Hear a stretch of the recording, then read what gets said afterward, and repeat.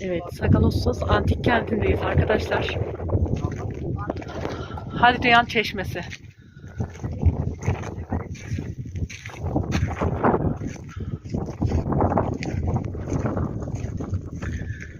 Burası İskender Tepesi.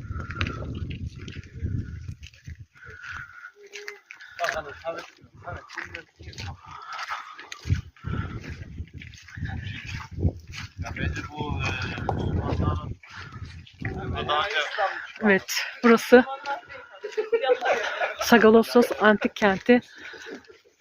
Gezimiz devam.